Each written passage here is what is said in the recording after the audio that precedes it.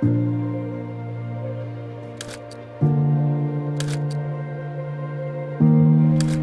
it was actually a really big coincidence, the Wave project sort of approaching me. I had been talking about how I'd gone through a bit of a tough time and I was looking for something that really brings me joy as a kind of therapy, and I'm really trying to make an effort to do things that make you happy, and surfing makes me really happy. So against everyone's wishes, I took myself solo to Costa Rica, to a place that I've surfed before and a good surf coach that I know, and spent a month surfing, living in the jungle. Stunning. Surfing, and that is the life. and it really helped sort of get me back into a routine, feel more like myself. And Monty, he's a bit of a legend. He shreds. He's a really good surfer and a great coach, and he kind of forced me to get up and get out there and paddle through it. And some of the conditions weren't ideal because it was just the rainy season, so it was getting a bit choppy. Sometimes it was a bit challenging to get out back and it was good because I wasn't thinking about how I was feeling. I was just trying to get safe and get through it. And I think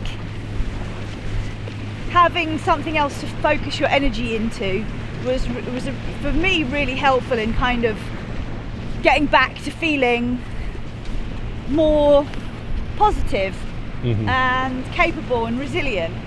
And I'd said all these things in an interview, and I had a friend who had worked with the charity before, and they approached me, and I was like, I get it 100%. I want to get involved where I can to help, because providing surf as a method of therapy makes a lot of sense, because I've experienced it and it works.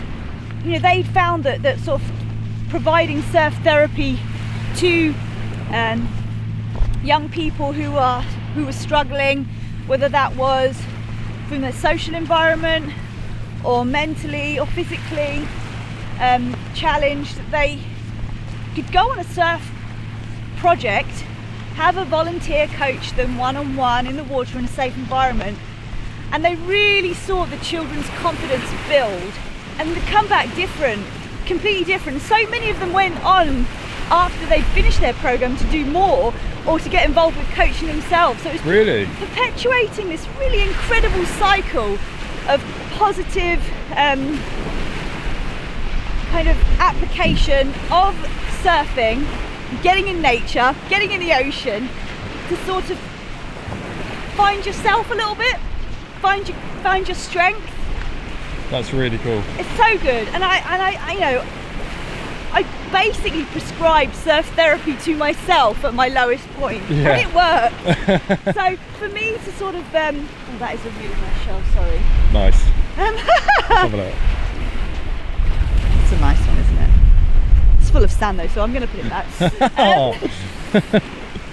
So you fell victim to the hunt again. I fell victim to the hunt of shells. I'm a firm believer that pushing yourself and challenging yourself is one of the best ways to build your own confidence. You have to find your limits. If you always shy away from the challenge, you're never going to really move forward as a human being and find your confidence. You have to know where the edge is, and that's cool. Don't be afraid of it. And I think doing sports that have an element of danger, surfing, because it feels dangerous, you're in the ocean, she is powerful. Or if you're climbing, for example, as well, like doing a sport that makes you feel like it's a dangerous pursuit, I think allows you to sort of test yourself, and that's a good thing.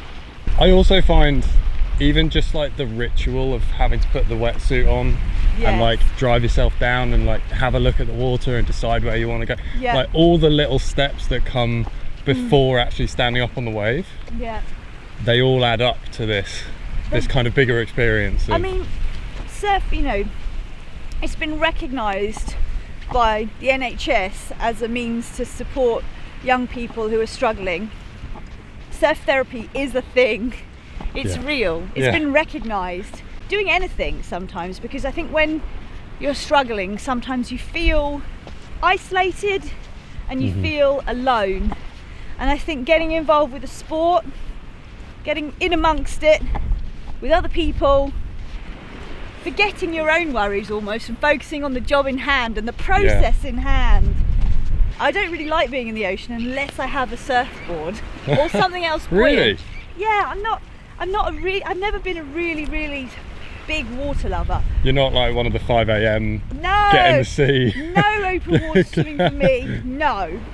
But surfing, I don't know. There's such a thrill to it when you get it right. And I think because it's so hard. Yeah, there's that moment where everything connects. Yeah, you get thrown around and you get pushed and the wrong way and you get flipped and you get water up your nose. It's really hard. So when you get one right, it feels like a really big rush. Like you feel the stoke. Yeah. And it's a buzz. It's a joy. And then you want more because it's addictive. Always want more. You always want one more wave.